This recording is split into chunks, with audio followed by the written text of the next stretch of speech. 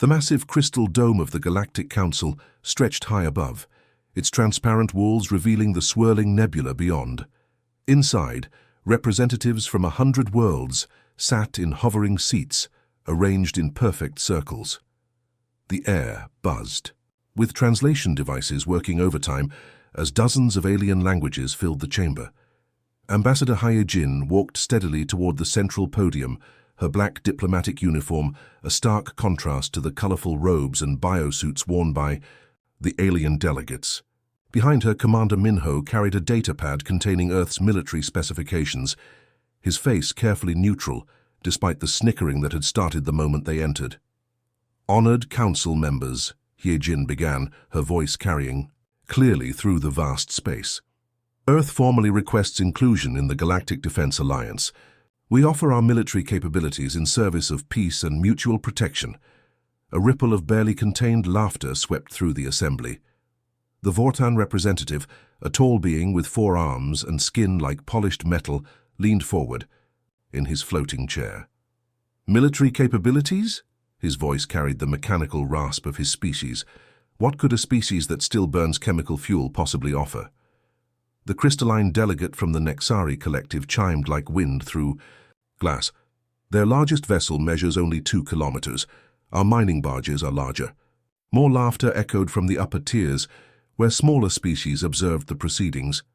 Commander Minho stepped forward and activated a holographic display showing Earth's prototype Battleship. The vessel appeared above the podium, rotating slowly to display its angular hull and visible weapon ports.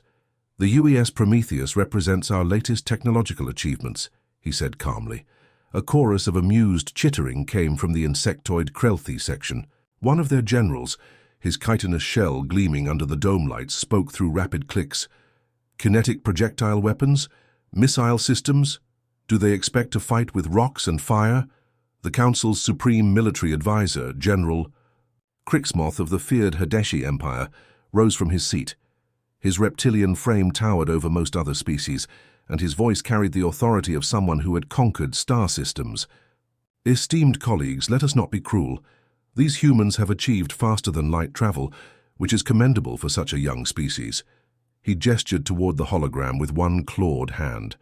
"However, their approach to warfare remains primitive. While we have mastered plasma weaponry that can crack planets, they still rely on metal projectiles. While our ships phase through dimensions to avoid damage, theirs use crude armor plating." The Nexari delegate's crystalline form pulsed with soft light as she spoke. "Perhaps they could serve as cargo haulers. Their chemical rockets might be useful for moving supplies to safe sectors." More laughter filled the chamber. Hyejin felt heat rise in her cheeks, but maintained her diplomatic composure. "Our defensive capabilities may surprise you. Humanity has faced extinction-level threats and survived through innovation and determination." "Innovation?" The Vorthan representative's 4 eyes blinked in sequence. "Your species discovered fire less than 2 million years ago. The Vorthan Empire has been exploring space for longer than your planet has existed." A slug-like being from the Mollusk Confederation oozed forward in its mobility suit. "Their greatest military achievement appears to be not destroying themselves with nuclear weapons." "Barely." General Crixmoth raised a hand for silence. "The Council appreciates Earth's enthusiasm. However, inclusion in the galactic defense alliance requires military assets capable of defending civilized space. Your single prototype vessel, while quaint, would not survive first contact with any serious threat." He gestured to the holographic displays surrounding the chamber, showing massive space stations bristling with energy weapons and fleets of sleek warships that seemed to bend light around their hulls. "Our enemies wield technology that can unravel matter at the quantum level. They command ships that exist in multiple dimensions simultaneously. What could kinetic weapons and chemical rockets accomplish against such power?" The chamber erupted in agreement from dozens of species. Translator devices struggled to keep up with the mixture of sounds, roars, whistles, electronic pulses, and harmonious tones that somehow all conveyed the same message. Humanity was woefully inadequate. Hyejin looked around the chamber at the sea of alien faces, some curious, others pitying, most simply amused. She had prepared for rejection, but the casual dismissal stung more than she had expected. "The Council's decision is unanimous," General Crixmoth announced. "Earth's application for military alliance status is denied. We suggest focusing your efforts on agricultural development and perhaps basic manufacturing. Leave warfare to those equipped for it." As the formal rejection was recorded into the Council's databases, General So Young felt her personal communicator vibrate with an encrypted message from Earth. She glanced at the small device hidden in her sleeve, reading the brief text that appeared. "Protocol 7 authorized. Initiate Phase 2. The children are no longer playing." So Young's expression remained unchanged, but something shifted in her eyes. The rejection had been expected, even desired. As the Council members continued their conversations about primitive humans and obsolete weapons, none noticed the slight smile that crossed the General's face. The real game was about to begin. Captain Wu Jin rubbed his tired eyes as he stared at the sensor readouts for the third time that hour. His research vessel, the Stellar Observer, drifted silently through the Kepler rim, far from the busy trade routes and military patrols. For 6 months he had been conducting routine deep space surveys, mapping dark matter clouds and cataloging stellar phenomena, but this reading made no sense. "Computer, run another deep scan of Sector 77 Alpha," he commanded, leaning forward in his captain's chair. The ship's sensors hummed to life, sending invisible waves of energy into the black void ahead. The results appeared on his main screen, and Wu Jin felt his heart skip a beat. Something massive was moving through space, something that shouldn't exist. The energy signature showed an object roughly 8 kilometers long, but it barely registered on conventional sensors. Whatever it was seemed to bend space around itself, creating a stealth field that defied known physics. "Impossible," he whispered, checking the readings again. The object moved with purpose, maintaining a steady course toward Council space. Its trajectory would bring it dangerously close to inhabited systems within weeks. Wu Jin activated his emergency beacon and began transmitting the data to Council headquarters. As a research captain, he had seen many strange things in deep space, but nothing like this. The object's stealth capabilities were beyond anything the galaxy's most advanced civilizations possessed. Meanwhile, 3,000 light-years away, the galaxy's worst nightmare was beginning. Admiral Ji-won stood on the bridge of her flagship, the Harmony's Edge, watching her tactical display with growing horror. Red warning lights bathed the command center as reports flooded in from across the Outer Rim territories. "Admiral, we're receiving distress calls from the Arcturus system," her communications officer announced, his voice tight with stress.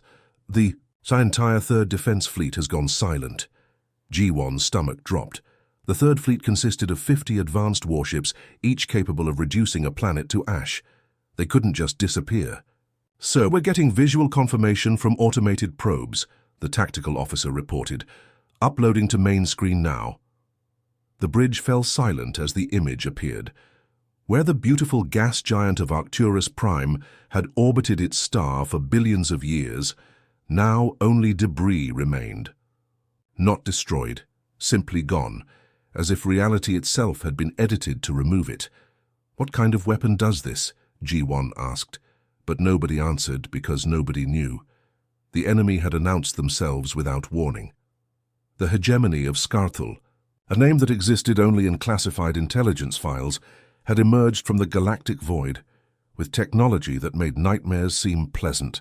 Their black ships moved like living shadows, their hulls seeming to exist in multiple dimensions at once. "Admiral, emergency transmission from the Vega colonies," another officer called out. "They report enemy vessels materializing inside their defensive perimeter. Ships are phasing through solid matter." Ji-won watched her tactical display update in real time as red markers appeared throughout Council space.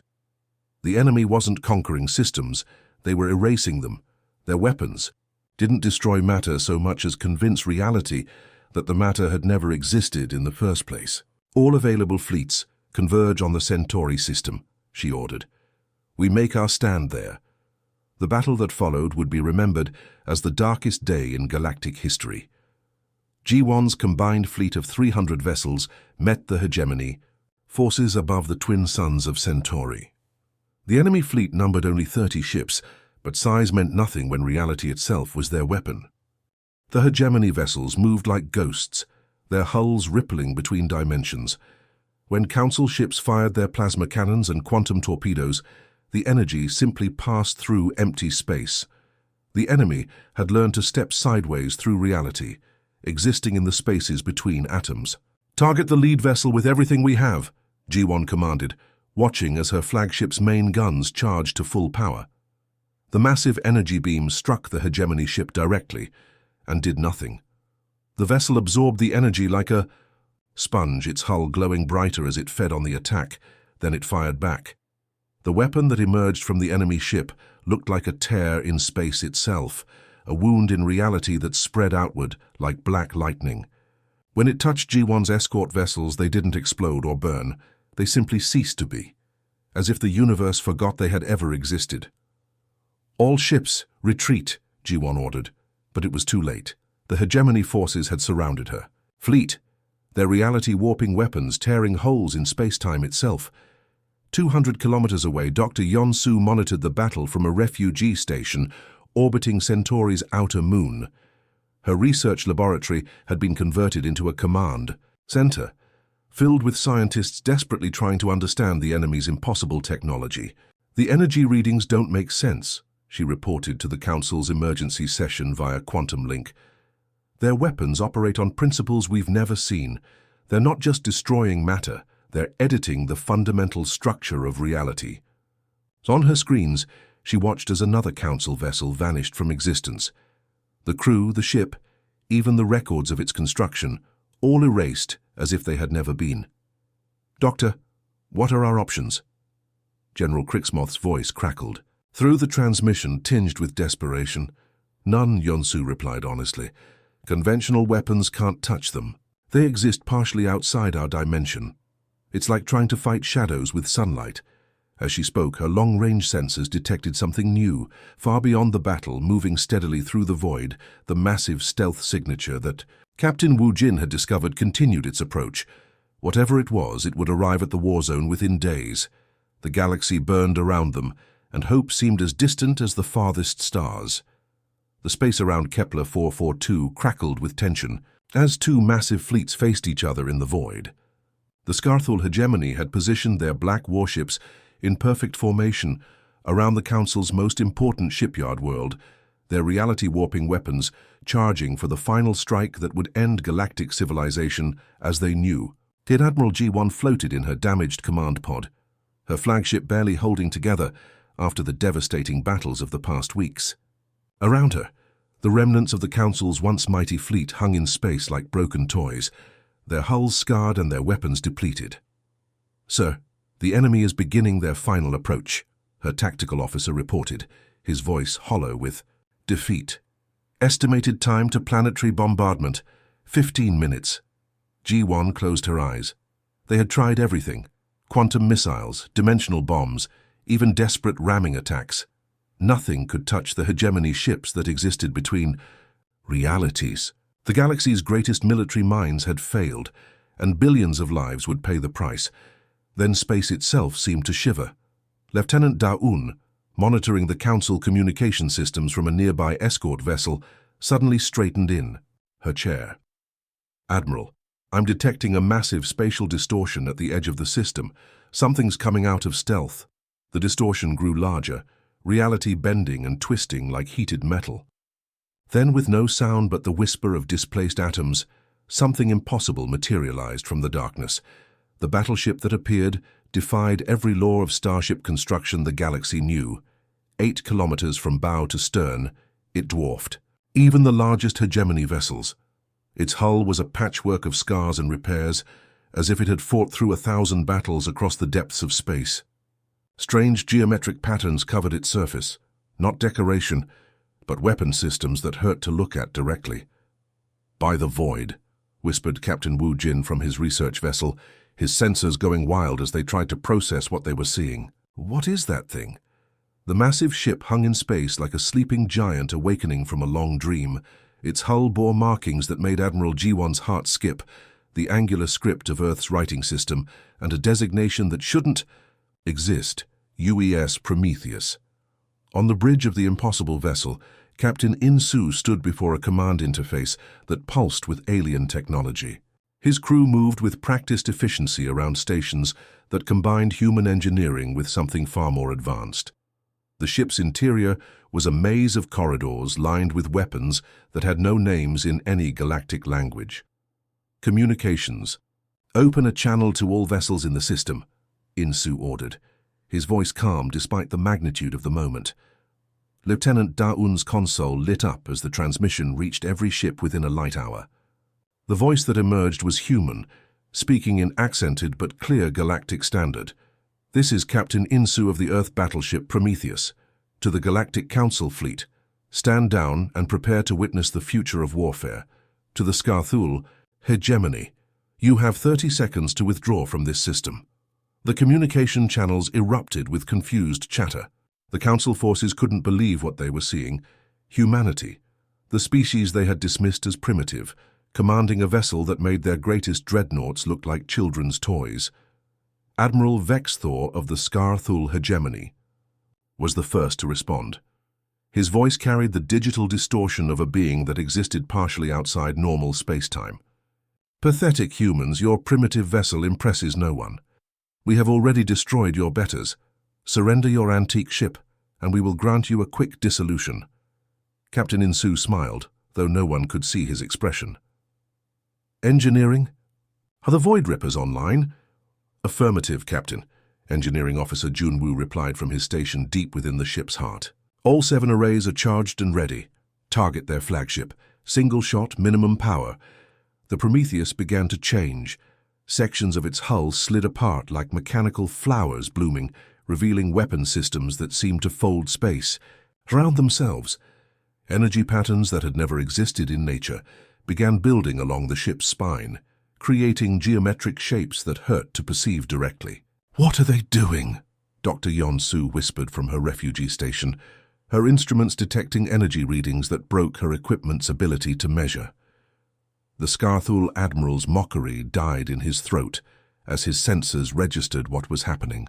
The human ship was channeling something that existed beyond the normal laws of physics, not energy, not matter, but something that touched the fundamental structure of reality itself. "Fire," Captain In-Soo said quietly. What emerged from the Prometheus was not a beam or a missile. It was a wound in space-time, a fracture that spread outward like black lightning. Where it touched the Scarthul flagship, a vessel that had existed in multiple dimensions simultaneously, something unprecedented happened. The mighty warship didn't explode or burn. It simply stopped being, not destroyed, not vaporized, but edited out of existence, as if the universe had decided it had never been built. Where a 3-kilometer dreadnought had floated seconds before, now only empty space remained, filled with strange quantum echoes that made reality shimmer like heat waves. The silence that followed was absolute. Both fleets stared at the empty space where the hegemony flagship had been, unable to process what they had witnessed. Captain In-Soo opened communications again, his voice carrying across the system with terrible calm. "That was a demonstration. The Prometheus carries 6 more weapons of similar design, along with systems your civilizations lack words to describe. Council forces, you may observe. Hegemony fleet, you have 60 seconds to begin withdrawal or join your flagship in non-existence." The remaining Scarthul vessels, ships that had seemed invincible just moments before, began moving away from the planet with unprecedented speed. Their retreat was not tactical. It was pure terror in the face of something that could unmake reality itself. Admiral Ji-won stared at her tactical display, watching the impossible human battleship that had just saved them all. One question burned in her mind. If this was what humanity considered a single prototype vessel, what other secrets were hidden in the darkness between the stars? The remaining Scarthul fleet had barely begun their retreat when Captain In-Soo made a decision that would redefine galactic warfare forever. Instead of allowing the enemy to escape, he activated systems that had been waiting in the darkness for centuries. Navigation Officer Taeho, initiate combat pattern Alpha 7, In-Soo commanded from his captain's chair, which was surrounded. by holographic displays showing the positions of 67 enemy vessels fleeing in panic.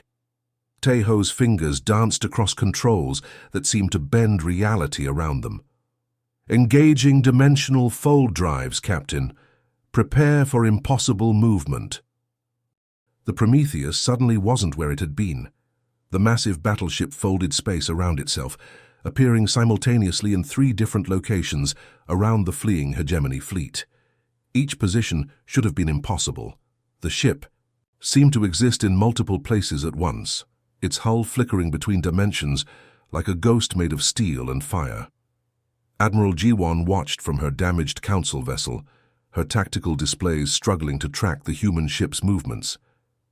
"How are they doing that?" she whispered. "Our best scientists said simultaneous dimensional presence was theoretically impossible." On the Prometheus bridge, weapons specialist Yun-ji prepared systems that had no names in any galactic language. Her station controlled weapons that humanity had developed not through traditional research, but by asking a simple question. What if the laws of physics were merely suggestions? "Gravitational hammers charging," she reported, her voice steady despite the magnitude of destruction she was about to unleash. "Target, enemy cruiser formation, bearing 27 Mark IV. The weapon that fired from the Prometheus wasn't energy or matter. It was gravity itself, weaponized and focused into a hammer that could crush reality. The gravitational wave struck 3 Scarthul cruisers simultaneously, and space around them began to collapse inward. The alien vessels, each 3 kilometers long and capable of existing between dimensions, found themselves pulled toward a point, smaller than an atom. Their hulls screamed as they compressed, their exotic matter cores imploding as gravity itself became their enemy. Within seconds, 3 mighty warships had been crushed into a single black hole that pulsed with malevolent energy. "Temporal minds deploying," announced the ship's AI. A consciousness that existed partially outside of linear time. Its voice carried harmonics that made reality shiver. Enemy vessels attempting to escape through dimensional phase, correcting their timeline. What happened next defied every law of causality the galaxy understood. Minds that existed in multiple time streams simultaneously appeared around the fleeing hegemony ships, not in space, but in time itself. When the alien vessels tried to phase between dimensions, they found themselves trapped in loops of cause and effect that had no beginning or end. Captain Wu Jin, monitoring from his research vessel, watched his instruments register impossible readings. "They're not just fighting in 3 dimensions," he breathed. "They're fighting in 4, using time itself as a battlefield." Communications officer Jae Min intercepted enemy transmissions as the Scarthul fleet realized the true horror of their situation. His translation systems struggled with the alien languages, but the meaning was clear enough. "Captain, I'm picking up hegemony communications," he reported. They're terrified. Listen to this." The bridge speakers crackled with alien voices, speaking in rapid, panicked tones. Even through the translation filters, the fear was unmistakable. "How do we fight beings who treat physics like a suggestion? Their weapons exist in timelines that haven't happened yet. Fall back, fall back. They're not using technology, they're using reality itself." Weapons specialist Yunji smiled grimly as she prepared the next demonstration of human ingenuity. "Kinetic harpoons ready, Captain. Shall I show them what happens when we combine physics with imagination?"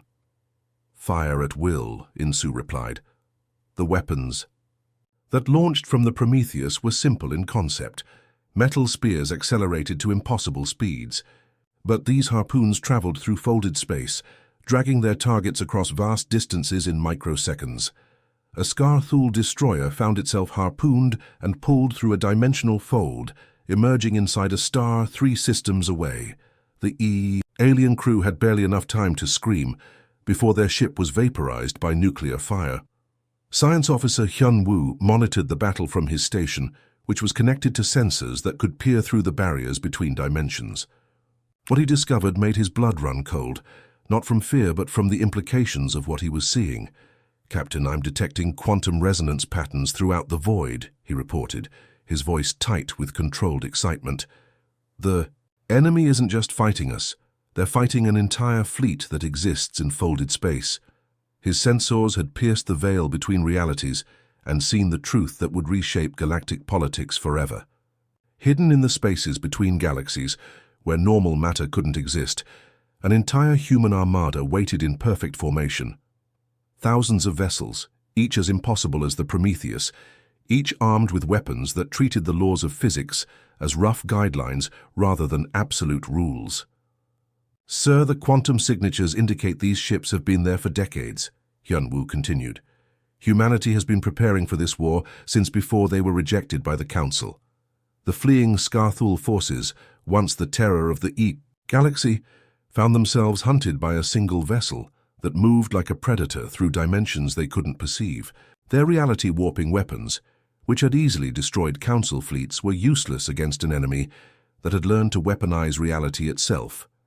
Admiral Vexthor, commanding the hegemony retreat from his reserve flagship, sent a desperate transmission across all frequencies. All hegemony forces, emergency withdrawal to the void territories. We are not fighting a primitive species. We are fighting something that has transcended the limitations of normal space-time. But it was too late. The Prometheus had tasted battle, and Captain Insu had no intention of allowing any of the enemy to escape and threaten innocent worlds again. The hunt had begun, and humanity was about to teach the galaxy what it truly meant to wage war without limits. The age of conventional warfare was ending, and the age of human warfare was about to begin. 3 days after the last Scarthul vessel vanished into the void, the galaxy struggled to understand what had happened. The hegemony forces that had seemed unstoppable just weeks before were gone, their survivors fleeing to the darkest corners of space with tales of weapons that shouldn't exist and humans who fought with reality itself. Medical Officer Younger worked tirelessly in the converted cargo bays of the Prometheus, tending to refugees from dozens of worlds. The alien civilians who had escaped the hegemony's destruction looked at her with a mixture of gratitude and confusion. Here was a human, one of the primitive species they had heard about, saving their lives with medical technology that surpassed anything their own civilizations possessed. "Doctor, how is this possible?" wheezed a crystalline being from the Nexari collective, its translucent body flickering with pain. The Council's medical databases said human medicine was centuries behind ours. Younger smiled gently as she applied a healing field that accelerated the alien's natural recovery processes. "We've learned a few things since our last diplomatic contact," she said softly. "Your people will be fine. The nanobots I've introduced will repair the quantum damage to your cellular structure." The alien stared at her in amazement. Nanobots that could repair quantum damage were theoretical even to the most advanced species, yet this human doctor used them as casually as others might use bandages. Meanwhile, strategic analyst Dong Min compiled reports in his office deep within the Prometheus. His job was to assess the political and military implications of what humanity had just revealed to the galaxy. The data streaming across his screens told a story that would reshape interstellar relations forever. "Captain," he reported to Insu, during their morning briefing, "the psychological impact has been even greater than we projected. 17 species have formally requested protection agreements. The Vorthon Empire has offered to surrender 3 star systems in exchange for a guarantee that we won't consider them hostile." Insu nodded, studying the holographic display that showed refugee ships arriving from across the galaxy. "What about the Council's response?" "They're requesting an emergency session. They want to discuss new terms of alliance." The irony wasn't lost on either of them. 6 months ago, humanity had been rejected as too primitive to join the galactic community. Now that same community was begging for their protection. When Captain Insu entered the rebuilt council chambers a week later, the atmosphere was completely different from humanity's first visit. The same alien delegates who had laughed at Earth's military capabilities now sat in respectful silence. Many couldn't even look directly at him, as if afraid that meeting his eyes might trigger some terrible human weapon. "Honored delegates," Insu began, his voice carrying easily through the crystal dome, "I come before you not as a supplicant seeking membership, but as a representative of humanity's commitment to galactic peace." Ambassador Hiejin, who had endured the mockery of the Council months before, now sat in the place of honor reserved for the galaxy's most powerful representatives. The transformation was complete. Humanity was no longer asking to join the galactic community. They were defining its future. General Crixmoth, the reptilian military advisor who had dismissed Earth's prototype battleship as a relic, now spoke with careful respect. Captain In-Su, the Council gratefully acknowledges humanity's intervention against the hegemony. We owe you an apology for our previous assessment of your capabilities. No apology necessary, In-Su replied calmly. You judged based on the information available. We simply chose not to reveal our full capabilities until they were needed.